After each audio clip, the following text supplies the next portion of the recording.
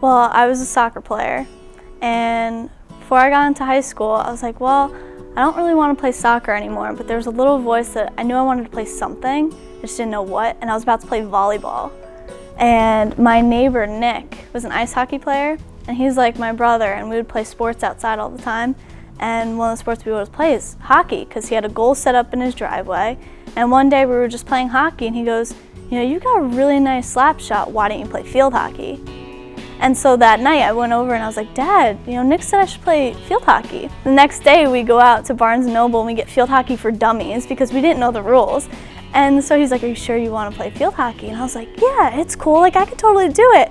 And keep in mind, we go to Sports Authority, we buy all the stuff, and there's 2 days before tryouts. And so the day before I'm outside in my driveway and I'm like, you know, trying to figure out the rules. Okay, I can't use this side of the stick, I can't touch my feet, okay. Go to tryouts, and before we even start practicing or anything, the coaches want to see us drive.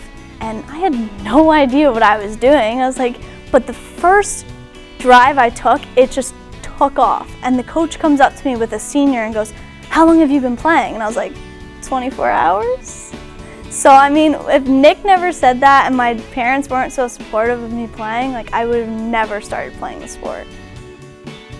So growing up, going through the years in the sport, I started playing for my team. Like they were my inspiration, just because, you know, the last 3 years in high school, we were the dream team of Bethel. So, you know, I played for them. We all just like played for each other. It was just that whole inspiration and everything. And then going into college, I started playing for my grandma, just because when I left for Springfield, she never got to see me play. And she never got to see me play at all in college. But high school, she went to both senior days, and the first game she ever went to of mine, I scored.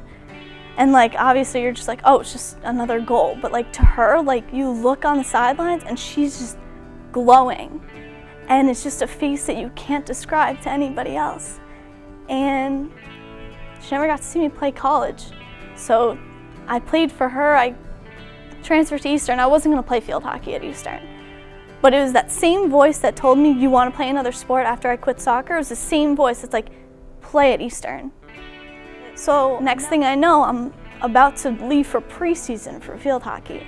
And I knew a senior already had my number, but I wanted to wear my grandma's. So my sophomore year, that's why I wore number 7. And after that, I knew she would have told me, because she passed away in November of 2013. So like she passed away after my sophomore year of field hockey. I knew she would have said, go back to your number.